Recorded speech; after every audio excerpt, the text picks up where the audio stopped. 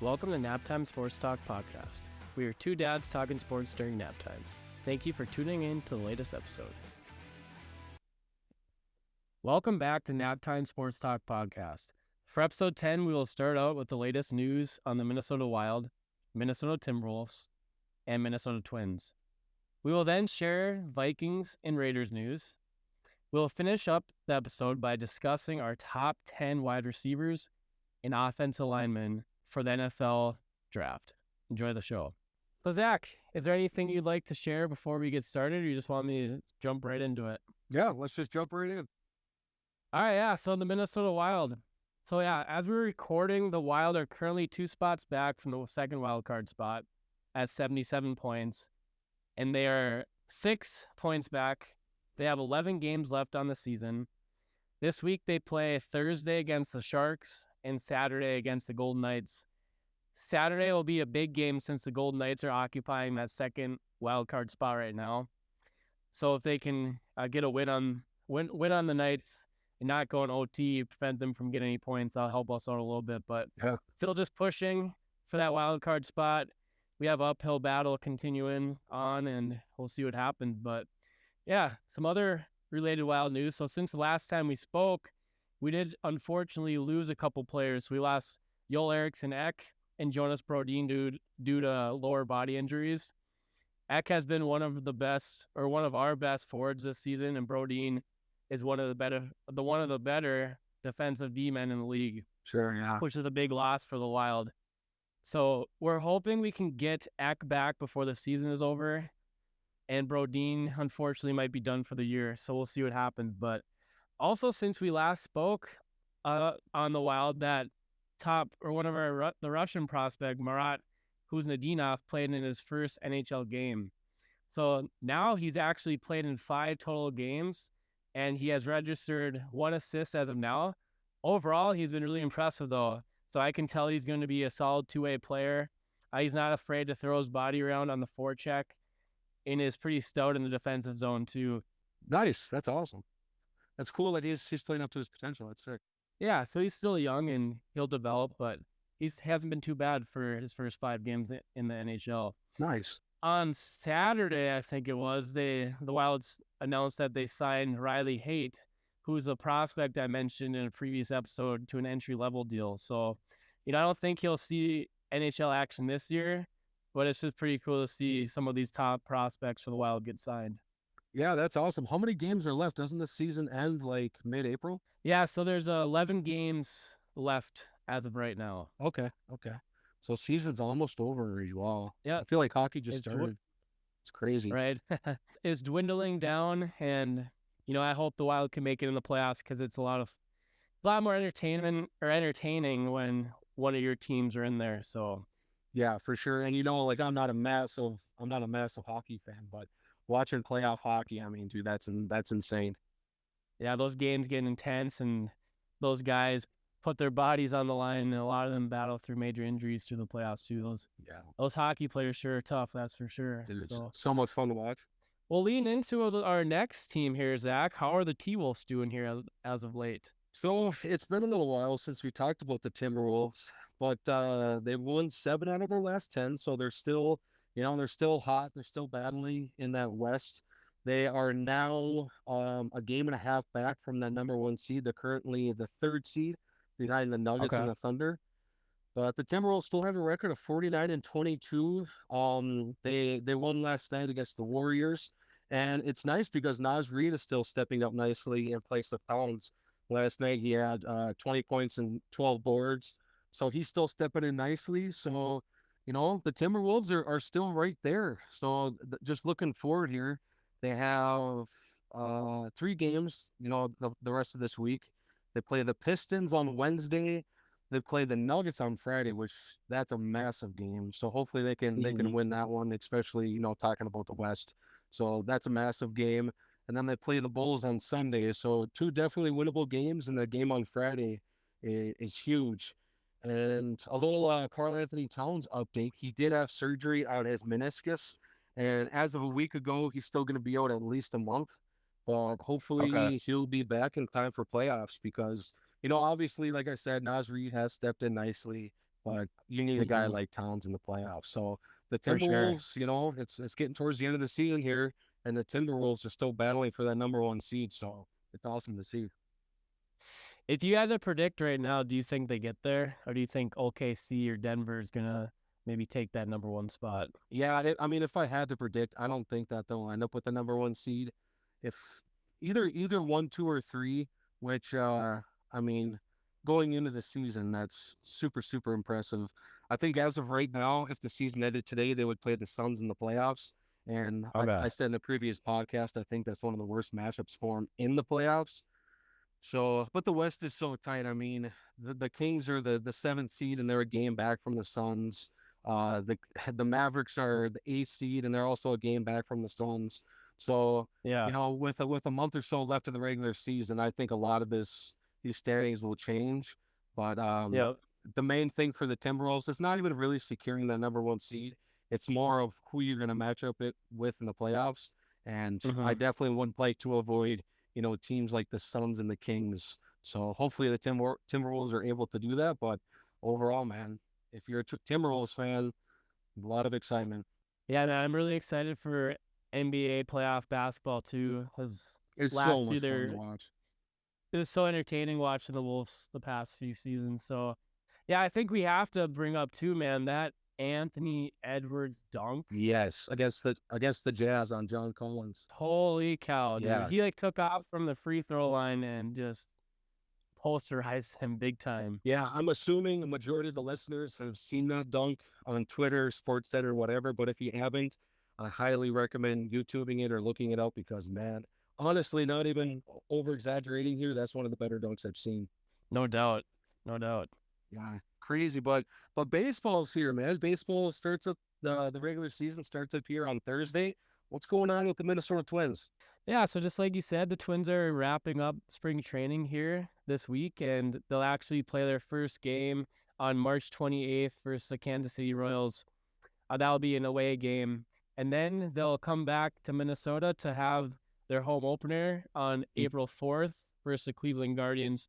So they did come out and state on Monday, March 18th, that our flamethrower closer Johan Duran will start the season on the 15-day injured list, unfortunately, with an oblique strain. So That's a huge hopefully we'll loss. get him back by mid-April. But yeah, I'm overall very very excited for this season. And as of right now, I would expect the Twins to repeat as AL Central Division champs. So Yep. we did also unfortunately lose that pitcher that we got back in return for Jorge Polanco from the Seattle Mariners. We're expecting him to kind of be maybe not I don't know, he wouldn't be like a third or fourth guy, but maybe like a rotational fifth guy, and that's that I can't say his last name, but it's like Desclafani or something like that. Sure. Yep. I think he's heading to Tommy John surgery, unfortunately. So Jeez. we'll see what happens with their pitching. Yeah. There's so many injuries to start off this baseball season around the league. It's pretty crazy. Yeah, just talking quick, you're a big baseball guy too, and your team, the Padres, was playing over there in, was it South Korea here the last week? Yep. South Korea, 2 games over there. Yep. Okay. What did they win 1-1? Yeah, 1-1, and actually they played the Dodgers really well. They should have won that first game, but kind of had a collapse there in the eighth inning. Okay. But yeah, they played the Dodgers really tight. So I'm excited to see what the Padres can do this year. I think they're gonna kind of surprise a lot of people. I know a lot of people are picking them to be third or fourth in the NL West. So we'll see what they can do. But I really like their roster this year. So yeah, I'm excited. And then they have that stud center fielder, Jackson Jax, Merrill. How has he been yes, doing? he looked really well. In his last game against the Dodgers, he went 3 for 4. So overall, Okay. had a really nice series. He's only 20 years old. I'm super super excited that they called him up and they're starting him because their outfield depth was pretty thin. So, dude, I'm excited. And having him and Tatis, for the full season this year, and obviously Manny Machado hit a bomb in their second game against the Dodgers. So yeah, man. For me, expectations are pretty high. But just going back to the Twins real quick, I had a fantasy baseball draft here a couple days ago, and Okay. Royce Lewis was a top 10 pick. So Wow. yeah, I was really surprised by that. But expectations for Minnesota Twins fans, are pretty high with Royce Lewis hopefully being healthy for this entire season. Yeah, if he can stay healthy, I think I don't know who it was, but some source out there was doing their predictions for the stats, and they had him at I think around 30 home runs, if not a little over. So yeah, Royce Lewis is a very exciting player for the Twins, and hopefully, like you said, he'll stay healthy, and hopefully Buxton can put together a healthy year this year as well. Yeah, and he's back in the field this year, isn't he? He's playing center again. Yep, he had a couple highlights here the past couple weeks. He had a nice diving catch in center field, Okay, and nice. I think he's trying to not be as aggressive, kind of being a little smarter with how he's going approaching some of these catches. So hopefully that'll help him a little bit staying healthy. Yeah, for sure. And that's one thing about Buxton. I mean, obviously you want to keep him healthy, and they DH'd him last year, but having a guy Mm-hmm. like him in the outfield, that talent, that speed that he has, I mean, he's arguably one of the better, center fielders in the entire league. So you got to have him play the field. So that's awesome that Yeah, he's no back out doubt. there. Yeah, he's very electrifying out there in the field. So you got to have him, like you said. Yeah, dude, I love the Twins roster though this year. I'm going to be watching a lot of Twins games. Yeah, I think they're going to surprise a lot of people with their overall record, and I definitely think that they're going to win that division again. Well, moving on to our next topic. So we're just going to talk a little bit about the Vikings and Raiders news. So Zach, why don't you get started first? What's the latest Raider news here over the past few weeks since we last spoke? Yeah, so the Raiders are still really quiet. I'm actually really surprised. I thought they were going to be really aggressive. We still have plenty of money to go out and get guys. The only thing Mm-hmm. we've really done since the last time we talked is they went out and re-signed defensive tackle John Jenkins, which was a nice piece because now, we re-signed Adam Butler, which he had 5 sacks last year. So that was huge for us. He was their best defensive tackle. And then we went and got Christian Wilkins, right? We talked about that a million times now, but grand slam pick up there.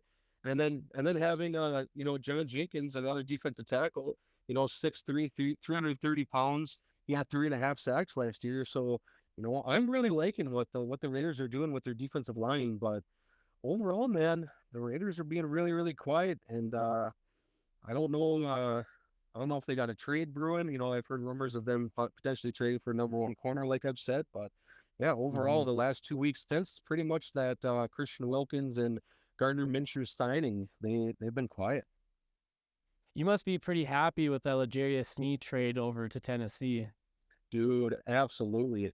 And Tennessee only traded a 3 and a 7 for him, so I thought they Yeah. were going to get a lot more than that. And then I saw a lot of things on Twitter that they were actually going to try to keep him and just let him play on the franchise tag this year, which I Yeah. definitely did want to see. So the fact that he's staying in the AFC, which is fine, but he's out of the division. So last year he was one of the best corners in the NFL. So I'm very, very happy that he's out the Chiefs.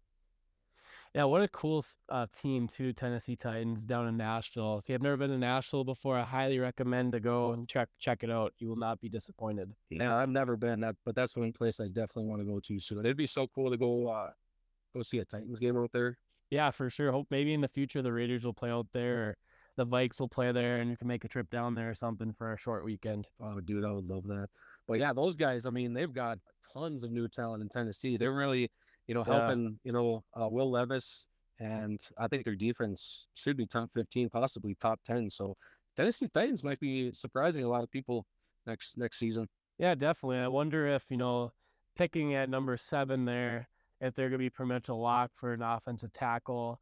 Like you said, they went out and signed Calvin Ridley to big money. Do they maybe bring him in there? Or maybe even, I don't know who their tight end is off the top of my head right now, but maybe a guy like Brock Bowers could go there and just help add it or give Will Levis another weapon there in Tennessee. Yeah, I would not. That would not surprise me one bit. I mean, even if they went receiver there, they could. I think they still could go receiver.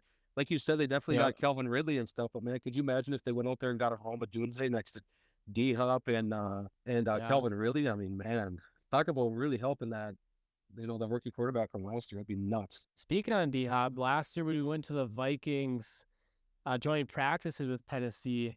Man, what a great dude. He stayed there and signed autographs for all those people. We got to give him like a little fist bump and stuff like that. He's a really stand up guy, so that was really cool. I'm a fan of Tennessee. I'll root for them. So yeah, Yeah, we'll see what they can do this next season here. yeah. Him and Derrick Henry both. It was cool that it was obviously in Minnesota. The fact that they stayed back after practice and signed autographs for hundreds of Vikings fans. It was awesome to see, especially two guys like that. They paid their dues in the Yeah. NFL, so you can tell that Yep. both those guys are stand-up guys. And speaking on DeAndre Hopkins, he still had over 1,000 yards last year, so he's still a dominant receiver out there on the outside. No doubt. No doubt. But moving to the Vikings. So the Vikings, man, they continue to be busy. Yes, So absolutely. they're they've been signing a lot of kind of depth players right now, which is good. We need more depth to our roster, which is what we have been lacking over the last number of years with, Kirk to that big contract. So now freeing up Kirk, that money for Kirk, now we can kind of go out there and sign some more players, which has been really exciting. So they brought in a defensive lineman, Jonah Williams, not the offensive tackle who signed down in Arizona. But Jonah Williams, I think he was on the practice squad at one point with the Vikings. We brought him over from the LA Rams. So he'll be joining the team as kind of a depth defensive lineman. And then we also signed a couple more depth guys. Defense lineman Jihad Ward, who was a former Raiders draft pick. I think he was like a second round pick Yep. for the Raiders at one point. Yeah, and actually, he's not a bad player. He's got good Okay. size. He's 6'5", I think 290 or close to 300 pounds. He's Yeah. definitely a rotational guy, but Yep. overall, I mean, he yeah, he's good. I think he had 5 or 6 sacks last year, so Yeah, I definitely a believe. guy. Yeah. Yeah, so like an interior pass rusher, especially, him being a rotational player, that's a very underrated signing. Yeah, I think he had one of his better seasons coming off this past season out in New York for the Giants. So, Yeah, like you said, a good rotational piece that I think he'll have a good shot at making the roster. definitely. But then they went out and signed linebacker Camus Gruger Hill. He's going to be probably more a depth guy. See, he'll make it out of camp on the 53 roster or 53 man roster. And then a nice signing that I liked, and that was bringing in Shaq Griffin, cornerback. So he's kind of struggled the last few years, but maybe Flores could try to unlock something there. And I think he's 29 years old right now, but definitely a guy that can come in and start for us when called upon and could rotate in as well and kind of add insurance just in case a guy like Booth Jr. maybe doesn't pan out, or the guy that out of CU there from who had the concussion problems. So we'll have to look him up because I'm blanking on his name right now. But yeah, as I looked that up, Zach, the Raiders came out and signed former running back Alexander Madison. How are you feeling about that? Oh yeah, yeah, that is very true. I almost forgot about that signing. He's definitely a depth guy. He's only 25 years old, and he definitely fits what the Raiders want to do. They're north and south, want to punch you in the mouth kind of running style. So I think that'll be good for him. But Mm-hmm. overall, I mean, you look at his last 3 seasons in Minnesota. I thought he underperformed all 3 years. He hasn't had a 4 average since 2020, the COVID year.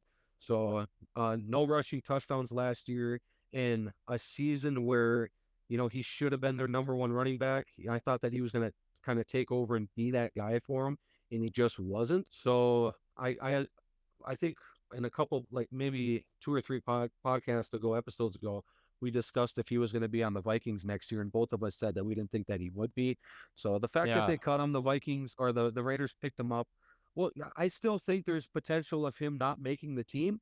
So we'll see what happens, but a move that doesn't really move the needle for me, that's for sure. Yeah, and he was better served as a number two back, not a Absolutely. starter. So he did come in and have a couple nice games when called upon to start for Dalvin Cook in past years. Yeah. Like you said, to rely on him for the whole season as the guy.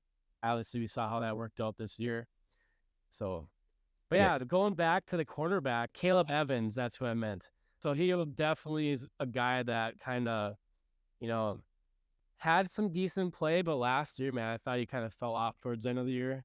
So I think Griffin will be a nice insurance policy to those guys and can come in and start. Yeah, and if anyone can, tap into that Shaq Griffin potential, he was a Pro Bowler for the Seahawks. So, maybe he can flash a little bit for Flores. So we'll see what happens there, but that's a nice pickup, just adding depth to that quarterback room is huge. Yeah, we need all the depth as possible there.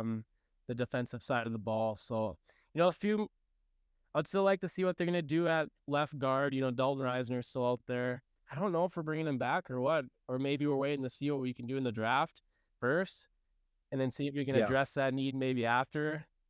So definitely the free agency signings have kind of slowed down a little bit over here or over the past week or so, just across the NFL in general. So, right now I Yep. know they're having the owner meetings down in Florida.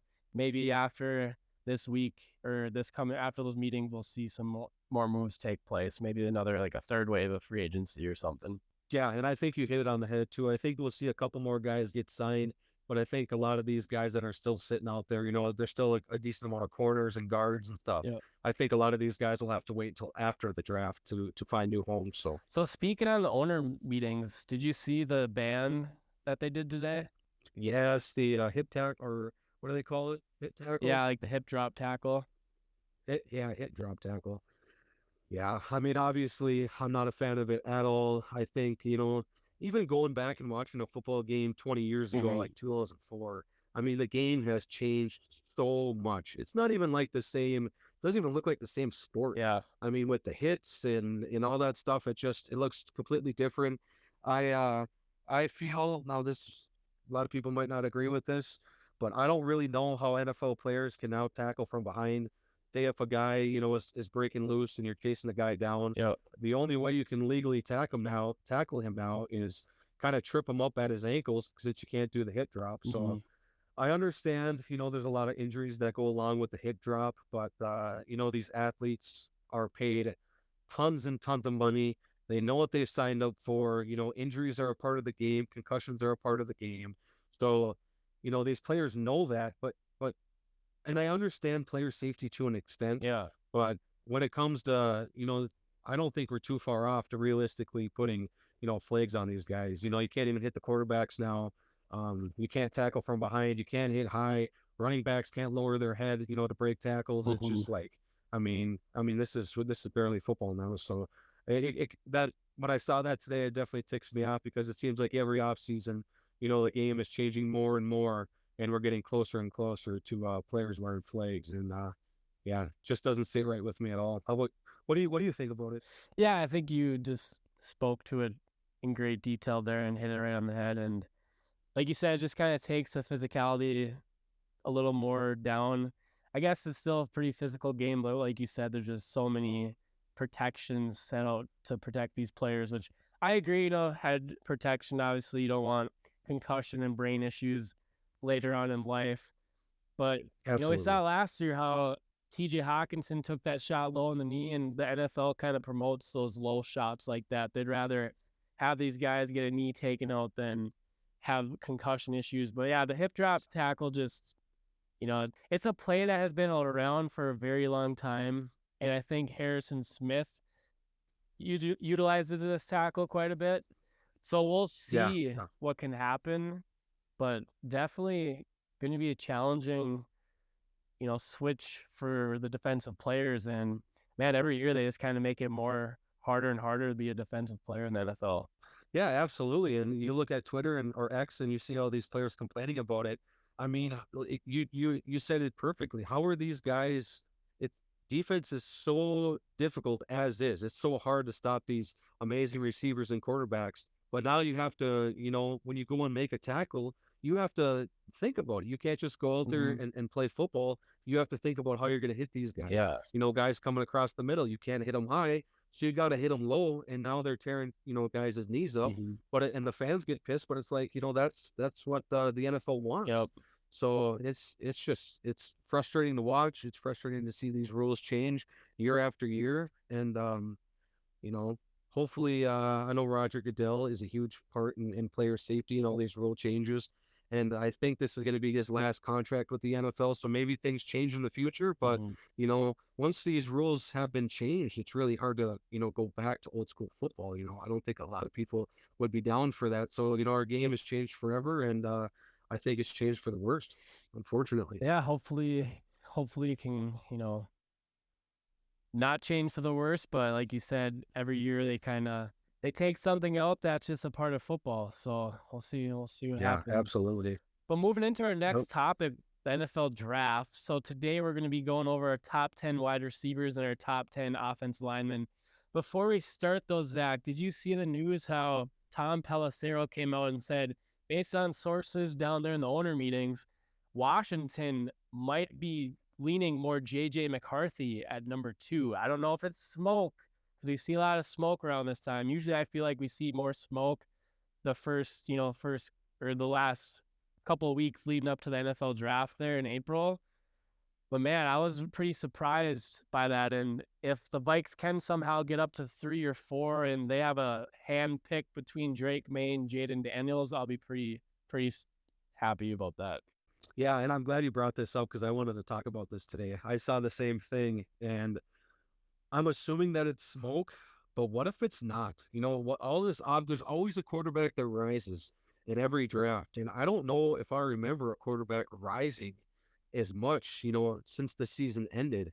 Like we talked about a million times, we all thought that JJ shouldn't have been a first round quarterback. And now people are talking about him going 2 Right. over Drake May and Jaden Daniels. So that's super surprising. If I had to guess, it's probably smoke. I mean, if you just look at the quarterbacks that Cliff Kingsbury has coached, Jaden Daniels fits that mold perfectly.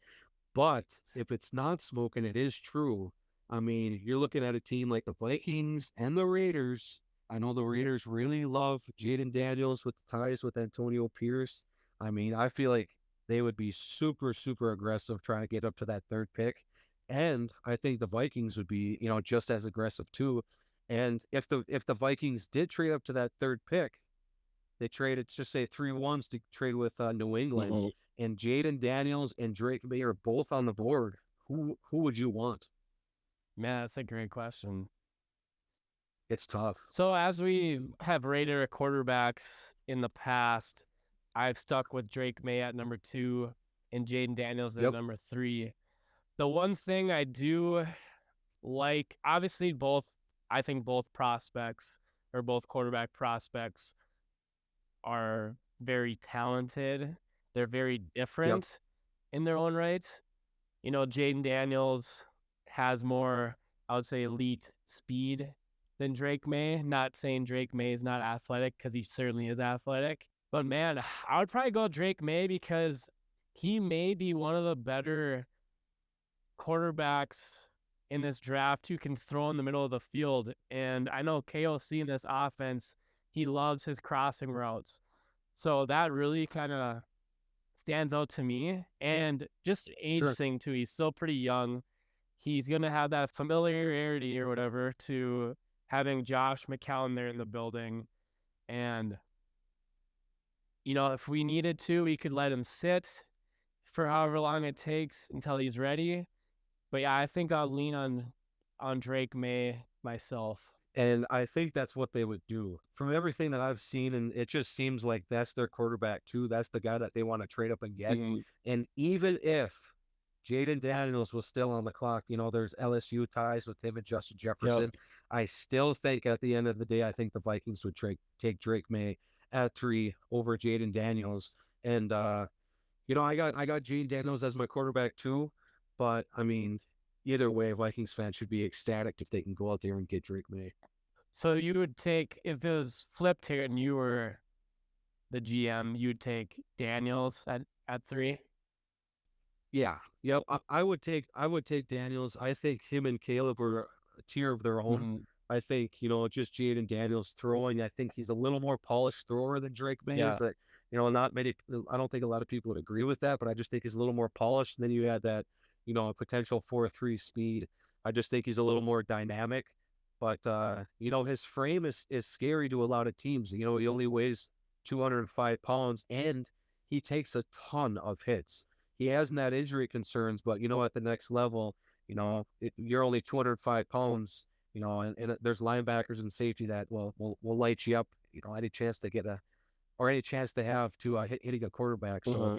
there is a little injury concern with Jaden Daniels. So I do think that the Vikings would, I just think Drake May's the best fit for the Vikings in this entire Yeah, I draft. think he fits our offense perfectly. So he'd be my number one Yeah. guy who I would want for the Vikes. Obviously, if Caleb Williams was there, which he won't be, we have seen crazier things in the draft, but so until that card's actually sent in, But man, I just think he's a lock there in Chicago. But we'll see what happens Yep. because on Twitter, some people have been coming out too and saying that it's going to be Drake May and not Jaden Daniels because we've talked about it being Jaden Daniels there in Washington too, and now today JJ. There's a lot of rumors floating around there, and we'll know here in the next Yep. 31 days, I think, from right now, Zach, until the NFL draft. So I'm really pumped up to see all of these questions be answered. Yeah, and this is the biggest draft for the Vikings in, at least a decade plus. This is massive for them. They can't wait on a quarterback next year because they don't have the ammunition. With having 2 first-round picks this year, I think that they have to leave that first round with the quarterback. So I'm really curious to see how aggressive they are and who they end up with. But man, we're gonna find out in around a month, and this is a huge one for the Minnesota Vikings. I agree for sure. It's a monumental decision here for our franchise. It really is. Absolutely, dude. I can't wait to see it. Well, moving into the next topic. So, should we start off with the offensive line first, or do you want to go wide receivers? We can start with the offensive line. All right, yeah. So we'll kind of just do what we've been doing over the past few times. We'll just go one on one, and then you share one, I share one, and then so on. Yeah, that sounds good. You want to go Sure, first? yeah. So my number one offense lineman is offense tackle in Notre Dame. That's Joe Alt. He's also a Minnesota boy too, so that's really cool. He's a very physical offensive tackle, mammoth of a man, and I think he will be a future All-Pro left tackle in the NFL. Yeah, I like that one. I just want to say real quick, majority of scouts think that this is the best offensive line draft in 20 plus years. So this is a historic draft class for offensive linemen. And, we're going to hit on the receivers here in a couple minutes, but I think this is the best receiving draft that I've ever Yeah. seen. So if your team needs a receiver or an offensive lineman, you're in luck because this draft class is stacked and loaded at both those positions. But just hitting on my number one offensive lineman in this draft, it is J.C. Latham, Okay. right tackle out of Alabama. One of my favorite players in the entire draft. 6'6", 350 pounds, so he's massive. And he's just an old school football player. Plays with a ton of power. Just a nasty, nasty football player. And I think as a rookie, this is bold now, but as a rookie, I think he's a top 5 right tackle in the entire NFL. Mm-hmm. I think he's elite against the run. I think he's elite against the pass. He was a 5-star recruit coming out of high school, so he's always been that dude. And his entire time in college, he's never allowed a sack. So an absolute superstar right tackle. And I would love to see him in Vegas. But yeah, my number one, J.C. Latham. No doubt. Yeah, he is a special talent, that is for sure. So my number two guy is Talise Fuanga, and I have learned this pronunciation, and it looks like it's Fuaga, but his last name's actually Fuanga, which is different. Fuanga. Fuanga, Okay, I didn't know yeah. that. So that's good to know. So Okay, cool. offensive tackle at Oregon State, very powerful. Once he gets his hands on you, good luck. That's my note on him. So he is going to be, I think, just another one of those plug and play starters here in the NFL. And like you said, if you need offensive tackle, man, you're sure in luck. So Zach, I know in previous mocks, I think we've had Fuanga go to the Raiders at 13. Do you think offensive tackle is one of the bigger needs, or if Michael Penix is sitting there at 13, do the Raiders take him now with the talk about how all these quarterbacks are rising up the draft boards? Yeah, so I would love Penix at 13. I really would, but I still don't think that they do that. I think if they want him, it's still a trade back in Okay. type of situation. But talking on Fuaga, that's how you pronounce it, correct? Fuanga. Fuanga. So if they took Fuanga there at 13, I think right tackle is the biggest need on this football team. Besides, corners there too. But I do think we don't have anyone to play right tackle right now. So you get a guy like him would be absolutely massive. So I would not be surprised if they end up going right tackle at 13. Okay. But going with my number 2 here, and you already talked about it, but it's Joe Alt from Notre Dame. 6'8", 320 pounds. He's been playing since a freshman, back-to-back seasons as a first-team All-American. Like you said, he's a Minnesota boy, which makes him that much cooler. And his dad is a former first-round pick. He played his entire career with the Kansas City Chiefs. His name was John Alt, and he's actually in the Chiefs Hall of Fame. So you got some good bloodlines there too. So yeah, Joe Alt, I think is going to be a guy that the Tennessee Titans look at 7 and an absolute superstar left No tackle. doubt.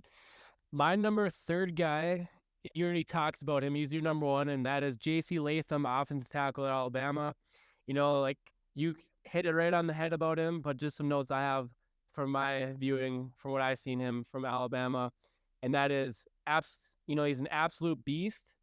Might be the most Yep. physical player in this offensive line class. But I definitely think, Yeah.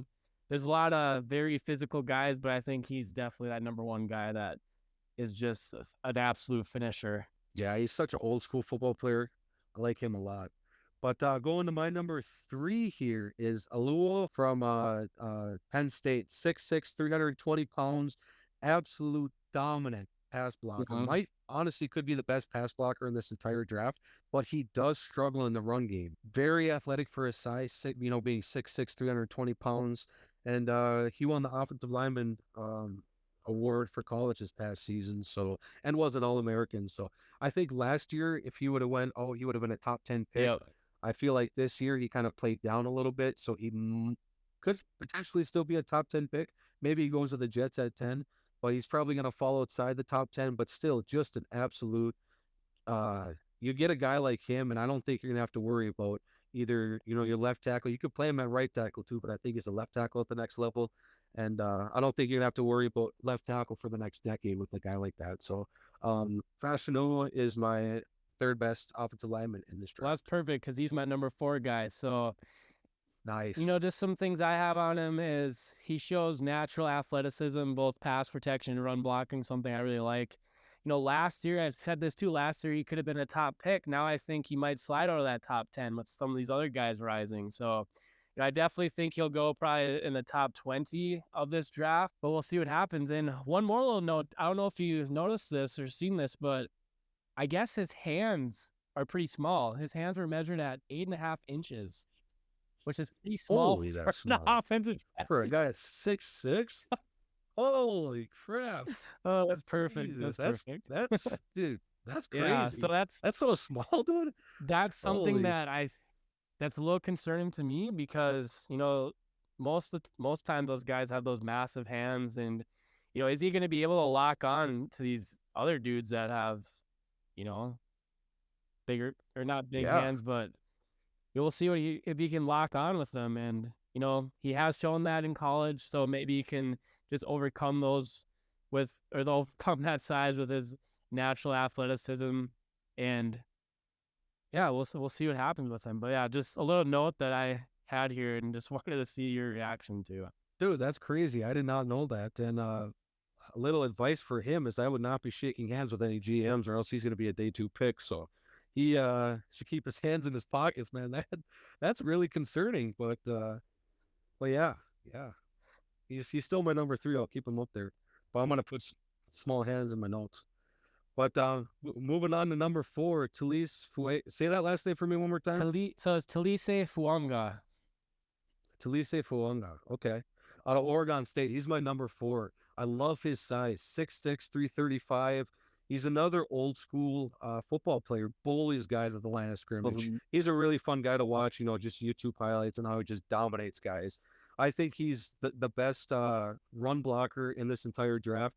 It's between him and J.C. Latham. Mm-hmm. And you could argue that Talise is number 1. This is another guy that's never allowed a college sack.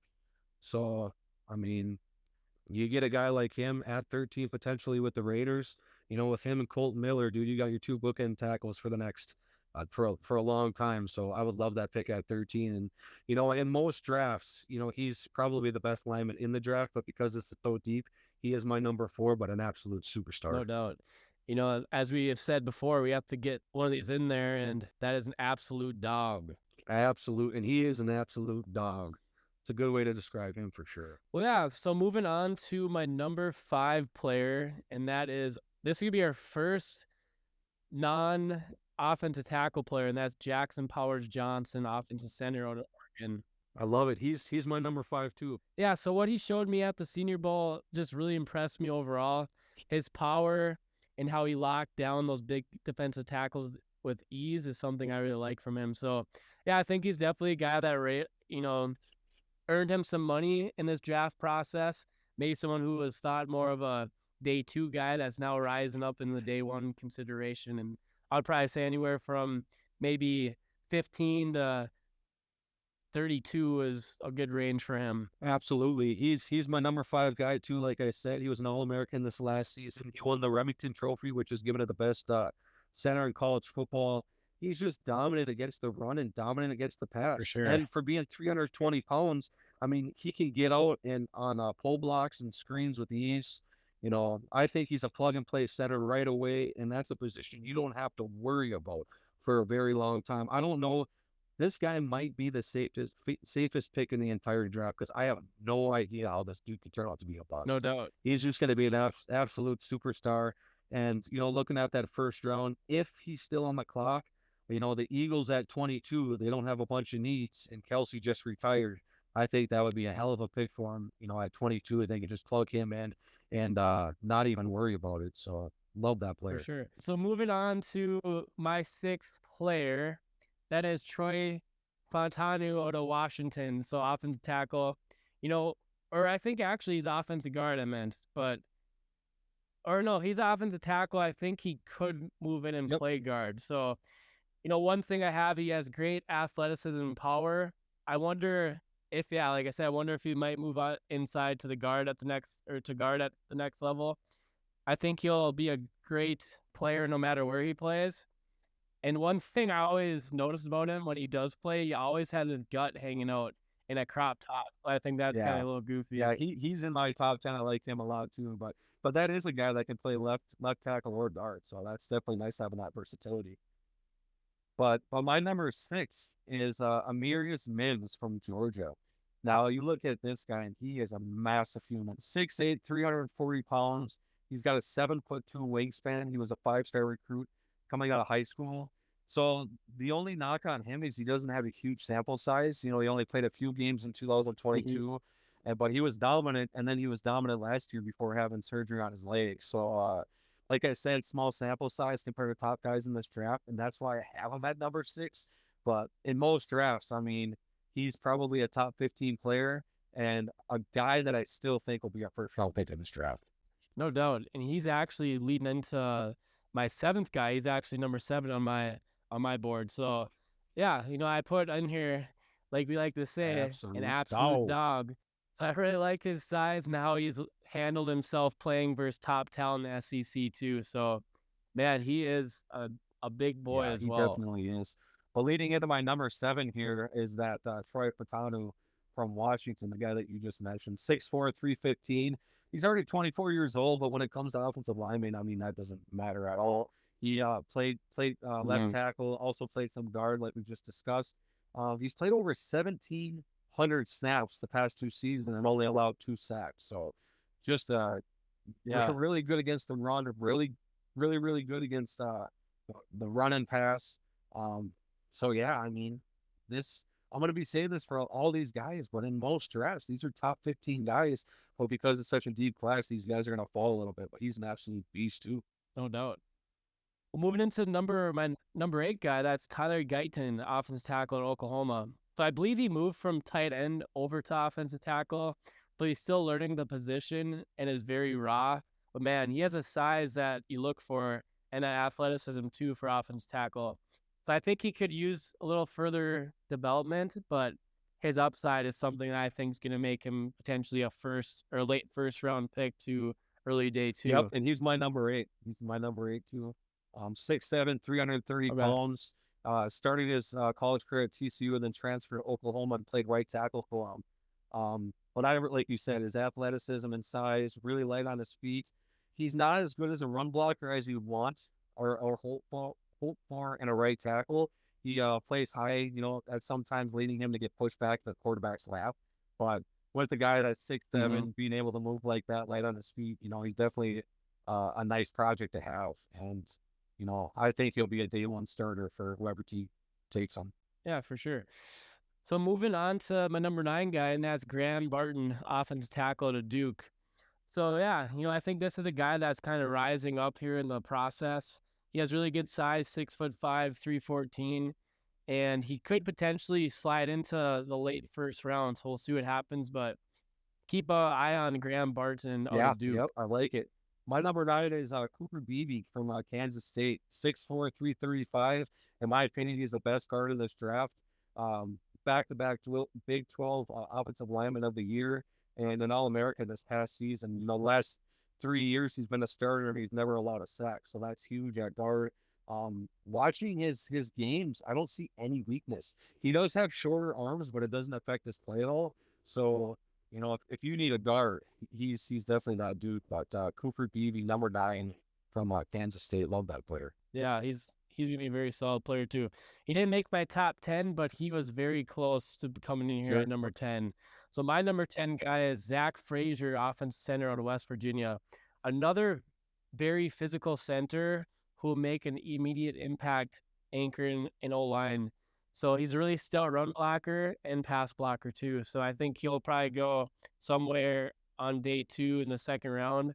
He has a wrestling background, which is something I like out of offensive definitely. linemen. So he's pretty physical, Yep. like I said. But yeah, Zach Frazier, offensive center out of West Yeah, I, Virginia. I like that one. But my number 10 is Patrick Paul, tackle from Houston.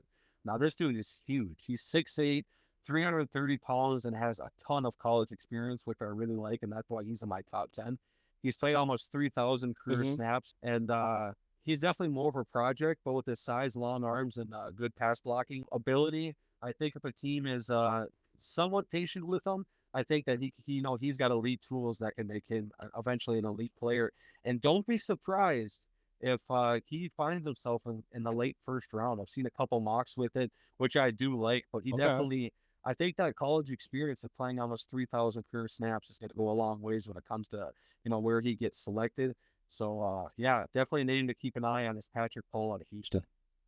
Well, just kind of recapping our top 10. So my number 1 guy is Joe Alt. Number 2, Talise Fuanga. Number 3, JC Latham. Number 4, Fashanu. Number 5, Jackson Powers Johnson. Number 6, Troy Fontanu. Number 7, Amarius Mims. Number 8, Tyler Guyton. Number 9, Graham Barton. And number 10, Zach Frazier. My top 10. Number 1, JC Latham. Number 2, Joe Alt. Number 3, Fashion Out. Number 3, Talise Fuanga. Number 5, Jackson Powers Johnson. Number 6, Amarius Mims. Number 7, Troy Fontanao. 8, Tyler Guyton. 9, Cooper Beebe. And 10, Patrick Paul. All Absolute. absolute Oh, dogs. good year for offensive alignment. No doubt, no doubt. All right, yeah, so that wraps up our offensive line rankings. So next we're going to be going into the wide receiver rankings. So Zach, my number 1 guy, I think he's pretty much the consensus. I'm imagining that you're going to have him at number 1 too, and that is Marvin Harrison Jr. out of Ohio State. So one of the best wide receiver prospects I have ever seen. Yep. He has all the tools to be a big-time NFL wide receiver. He's my second overall rated prospect behind Caleb Williams in this draft. I Yep. have Caleb Williams at number 1 and Marvin Harrison Jr. at number 2. But yeah, man, I am excited to see him at the next level and to see if he can continue to progress and become even better. Yeah, and the thing about him is I don't think many people they're kind of not talking about him as much as I thought because with these quarterbacks, everyone's talking about the quarterbacks, the linemen, and kind of forgetting about Marvin Harrison Jr. But he's my number 2 prospect in this entire draft behind Caleb. Also, I mean 6'3", 210 ran. I think he's a 4.3. He hasn't ran this 40. He hasn't really done anything this offseason, but that's a guy that really doesn't need to. I think that he's a 4.3 guy. Played mostly outside in 2022, but last year played a lot in the slot. So he's got the versatility to play inside and outside. I think he's the best one-on-one receiver in this draft. Those 50-50 balls are more like 80-20 balls. His body control is insane. And I have player comps for all 10 of my receivers. And his comp to me is Julio Jones. I mean, it's kind of scary how similar those two players are. But yeah, he's superstar receiver. He's going to fall to either 4 or 5 if I had to guess. And getting a guy like that at 4 or 5, I mean, freaking home run, man. love Marvin Harrison Jr. No doubt. My number 2 guy is Malik Neighbors out of LSU. So he is no consolation prize to Marvin Harrison Jr. Yep. He is an athletic, physical receiver. I can't wait to see him at the next level. He'll be a number 1 on a team from the get-go. So whoever gets him, like I said, is not getting no consolation prize because he is elite. Yep, and he definitely is. 6 foot, 200 pounds, plays a lot bigger than that. Watching him, watching his game, watching his highlights, you would never assume that he's only 6 foot. Um, I think he's the best player in this entire draft with the ball in his hands. I mean, you can, throw little screens to him, quick slants, and, the potential of him taking it to the house are pretty high. So, and he's still only 20 years old, so a player that, one of the younger players in the entire draft. My player comparison for him is Antonio Brown. So Okay. definitely wide receiver 1 in most drafts, but because Marvin's so special, wide receiver 2 for sure. Yeah, very very nice very nice comp for him as well.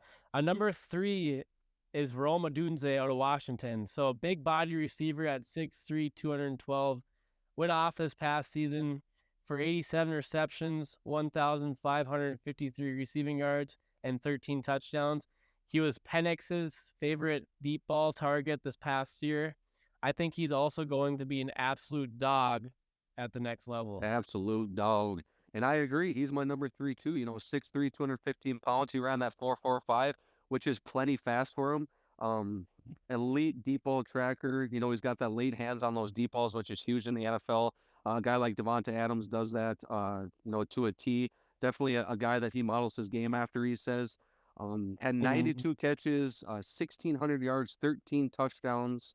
And he's I think his best thing about him is the most elite trait is him being able to sit in zone coverage and find the openings. He's very, very good at it. He's like a seasoned vet in the NFL when it comes to exposing zone defenses. So a guy that's going to be able to move the chains at the next level. And my comparison for him, now these comparisons are they going to be these guys? Probably not, because a lot of my comparisons are, Hall of Fame type guys. But I do think that these guys have the potential to be these guys. And my NFL comparison for Rome Odunze is Larry Fitzgerald. I think they play a lot alike. He also reminds me of a little bit? Who's that?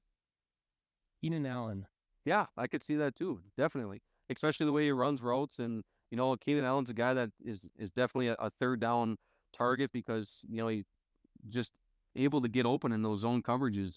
So I really like that comparison. Yeah, we'll see if they can team up here in Chicago, if that's the route they may be going. See if he even gets to number 9 when they're picking. God, I would love to see that. DJ Moore, Rome Odunze, and Keenan Allen, and Caleb Williams would sure love that. For sure.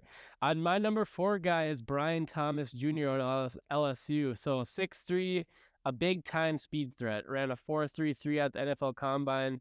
This past season at LSU, he finished the year with 68 receptions, 1,177 receiving yards, and 17 receiving touchdowns. He's a very smooth route runner. I think he will be another guy who makes an immediate impact as a wide receiver 2 with a wide receiver 1 upside. Yeah, no doubt about it. He's my number 4 also. He should be a top 10 lock in most drafts, but because those top 3 guys are so special, he'll probably be a top 15, maybe top 20. But an absolute beast. I think he's the best deep ball threat in this draft. He's built just like Randy Moss. He's got that elite release off the line of scrimmage. He's just a nightmare for cornerbacks, especially in one-on-one coverages. He had 17 touchdowns this last year. So, not only is he a good deep ball threat, but he's also a huge red zone threat, being 6'4", 205 pounds. Now, the main reason why I compared him to this player is because of his size and his deep ball ability, and I compared him to Randy Moss. Randy Moss was probably a 4.2 guy, but, being 6'4", 205, running a 4.33, I mean, I don't think that comparison's really that far off. So I love Brian Thomas Jr. I have a quick funny story about Randy Moss, if I can share it with you. Yeah, let's do it. Let's hear it. Okay, so just real quick, then we'll move into number 5. So my wife's family is from Marshall, Minnesota. And so everyone knows that Trey Lance went to Marshall, Minnesota, drafted or went to NDSU, then to San Francisco 49ers, now for Dallas. So just a quick funny story. Uh, my father-in-law was telling me a story about a guy down in Arizona who they rent from when they go down there, and he was talking about how Trey Lance, because the guy is a big NDSU fan, Mhm. and so he's like, well, yeah, and he's saying how he's from Marshall, Minnesota, and then the guy was like, oh yeah, there's another like great NFL player that was from Marshall too, and he couldn't think of his name. And a few Oh, weeks later, yeah. he responds back. He says, Randy Moss, look him up. Look them up. Oh, that's hilarious. Uh, Different Marshall, but yeah, I mean they that's really funny. I thought I just had to share that one real quick, so I thought you'd Uh get a kick out of it. dude, that's hilarious. Look them up. That's so funny. So, well, moving on to my fifth player. This is where I think our rankings will probably start to be a little different. Yeah, So I I'm think so curious too. if you'll have, Yep. and we'll see how our rest of our top 10 here ranks out. So my number 5 guy, Xavier Worthy out of Texas, Nice. the fastest 40 ever in NFL Combine history with a 4.21, absolute burner. And don't just write him off as a deep ball threat because he's more than that. I think he is a pretty elite. He's a pretty elite playmaker and would be a solid wide receiver too. Yep. I don't know if I would call him a wide receiver one, but I think he can be a special talent. He's leaving Texas with 197 receptions, 2,755 receiving yards, and 26 touchdown catches in 3 years. Yeah. So he has had a tremendous college career there in Texas, and just a guy to keep out for, or keep an eye on this draft. Yeah, definitely. He's coming up here quickly on my list here, but my number 5 is A.D. Mitchell, another receiver from Texas. I mean, Quinn Ewers, man, he had some special receivers last season. For sure. But going back to Mitchell, 6'5", 205, ran a 4.34. Very violent route runner. He's got probably the best jab step, to create separation from DBs in this entire draft. His body Mm-hmm. control is crazy in contested catches, and he's 6'3", but he almost plays bigger than 6'3", which is kind of crazy. And my comparison for him is T. Higgins. I think he plays a lot like T. Higgins, and we'll see what happens here with T. Higgins. But in my opinion, T. Higgins, should be a number one receiver in this league. But because he's on the same team as Jamar Chase, he isn't that guy yet. But I think A.D. Mitchell has the potential to be that number one receiver at the next level. Yeah, that's a really nice comp too, and he's actually my number 6 player. So Nice, nice. So yeah, he like you said, he ran a 4.34 40, which really impressed me. He transferred to Texas last year after being previously at Georgia. So last year he really broke out for the Longhorns. He finished the year with 55 receptions, 845 receiving yards, and 11 touchdown catches. I'd like to see him become more consistent. I felt like when I was watching Texas games at times, he would disappear from the game. Yep, one So takeover. yeah, Yep. no, yep. So I do think he has a lot of great traits to make him an instant starter at the next level, though. So definitely a really nice player. Yeah, no doubt. And my number 6 is actually Xavier Worthy. You talked about him with Okay. that 4.21, fastest 40 ever. I mean, that's so freaking fast. Yep. And um, with pads on, he's just as fast. So he's obviously a great deep ball receiver, but he's really good at like quick slants. And every time he gets the ball in his hands, he can take it for 6 with that speed that he has. Good punt and kick returner, so that's going to be a big play, huge factor with him contributing to a team at the next level. My only knock on him is he doesn't catch a lot of contested one-on-one balls down the field, but then again, he is Mm-hmm. only 5'11", 170 pounds. So Yeah. but either way, that doesn't. I think he's a first round receiver all day long. And my NFL comparison for him was Jameson Williams, another speedster for the Lions. And I think towards the end of the year, the Lions started using him a little bit more. So I Yep. think Jameson Williams is going to have a big year next year for the Lions. And I think Xavier Worthy, no matter what team he goes to, he should have a huge impact as a rookie. Yeah, he's definitely get him the ball in space and just let him go. Yeah, So no I doubt. like that a lot. No doubt. My number 7 guy, and man, he might be one of these next two guys actually might be my 2 favorite wide receivers in this class. And my number 7 is Lad McConkey out of Georgia. So Nice. man, just watching Georgia, McConkey always flashed to me. His route running's terrific. He's a smooth criminal with his route running, I like to say. Yeah, He's love it. very athletic. He ended up running a 4.3940 at the combine, which was a lot faster than I thought he was going to be. Yep. I think he'll be a long time wide receiver in the NFL. Even though he's rated 7 on my list, like I said, he I think he's going to be an absolute steal here for a team, whoever takes him. Yep, and he's actually my number 7 too. That's pretty funny. He Okay. this is the guy that's probably helped his case the most out of receivers since the season ended. You know, he Mm-hmm. dominated the Senior Bowl. He went to the combine, ran that 4.39. He's been shooting up team boards.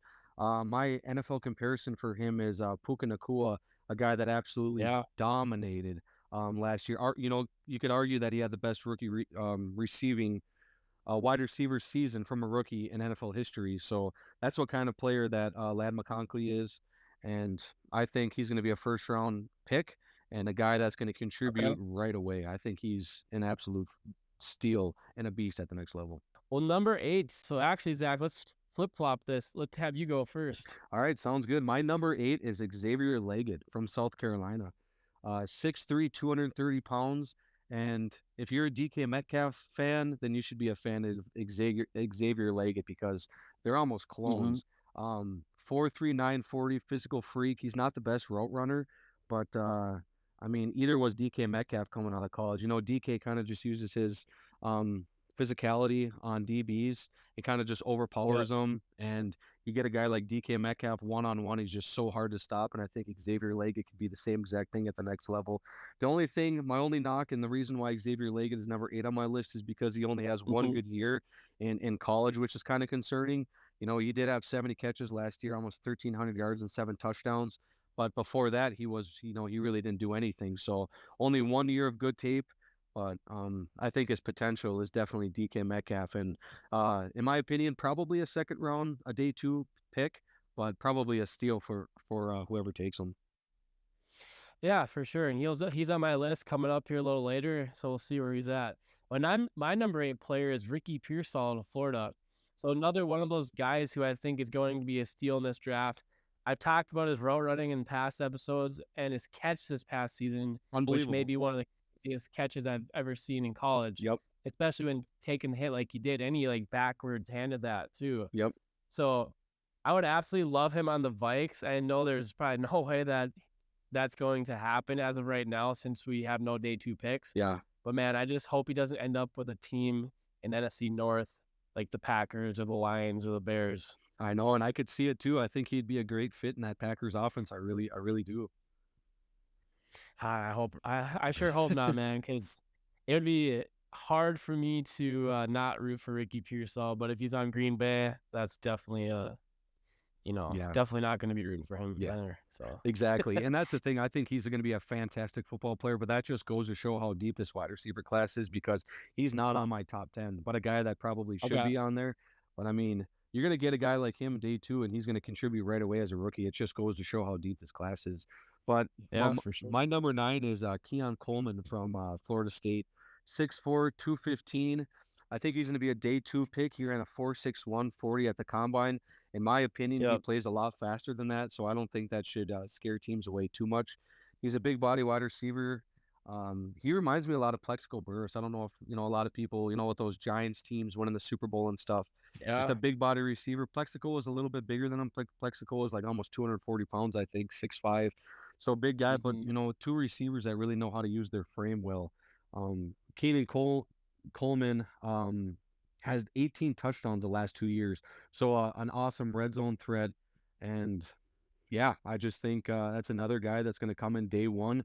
And, you know, I think as a rookie, he's going to catch close to 10 touchdowns. So absolute Okay. beast. Yeah, and he's actually my number 9 guy too. So some Nice. notes I have on him is, he's a big physical wide receiver, like you said, who will be a great red zone threat.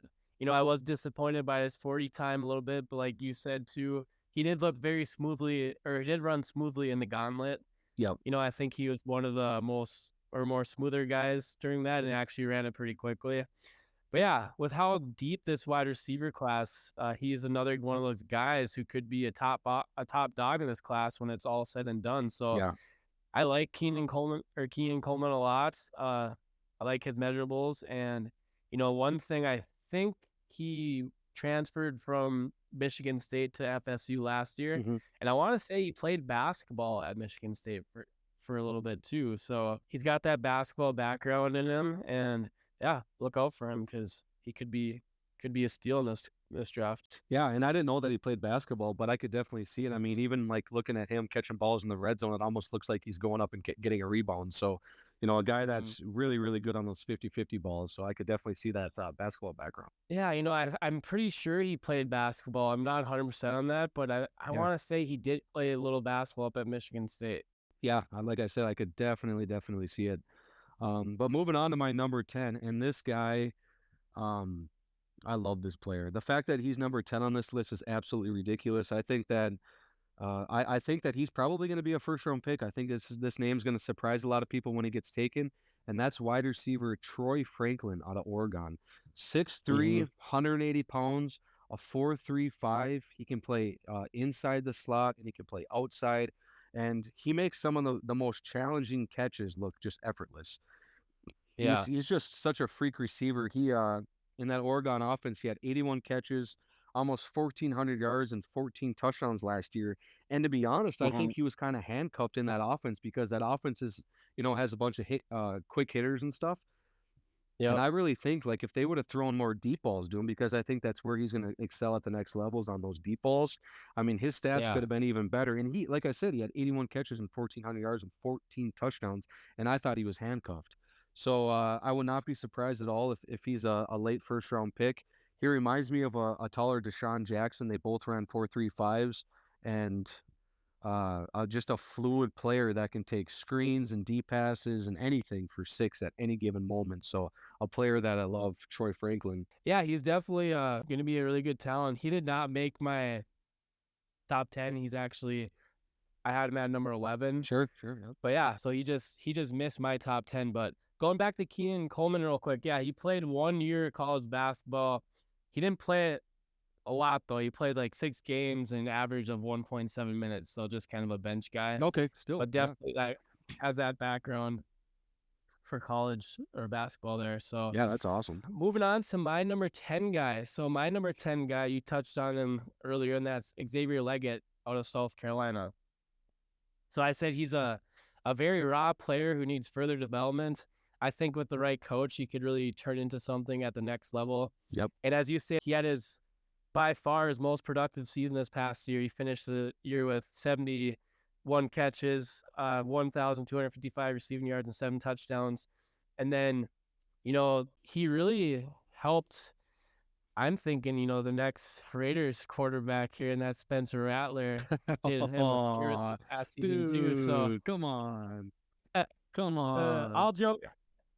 All joking aside, though, his voice sounded like Bubba Gump from Oh, Forrest dude. Gump Yes, yes. is awesome. Dude, it's If you hilarious. haven't heard him talk, look it up because you'll not be disappointed. So Yeah, you would think that he was kind of joking with his voice, but that's actually how he talks, and it is hilarious. So definitely YouTube that as soon as you're done listening to this podcast because it's funny. no doubt. So yeah, just wrapping up our top 10. So my number 1 was Marvin Harrison Jr. Number 2, Malik Neighbors. Number 3, Rome Odunze. Number 4, Brian Thomas Jr. Number 5, Xavier Worthy.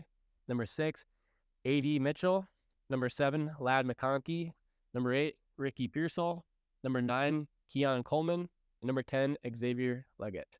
Nice. In my top 10 were number 1, Marvin Harrison Jr., number 2, Malik Neighbors, number 3, Roma Dunze, number 4, Brian Thomas Jr., number 5, A.D. Mitchell, number 6, Xavier Worthy, number 7, Lad McConkey, number 8, Xavier Leggett, number 9, Kean Coleman, and number 10, Troy Franklin. Very nice, man. I'm really excited to see where all these guys end up.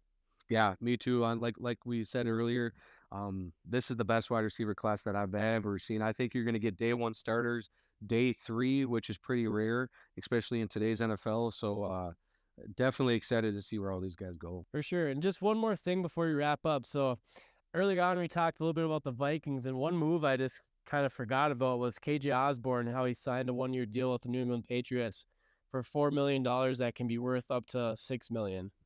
Yeah, and I think that's a good fit for him because He's probably going to be their wide receiver one, which is kind of crazy. I thought he kind of disappointed as, wide receiver three and wide receiver two when Jefferson got hurt. So a guy, he's only 26. So, maybe Yeah. they get a guy like Drake May or, Jacoby Brissett can really kind of force feed him the ball and maybe he can resurrect his career a little bit. I think he only had 500 yards last year.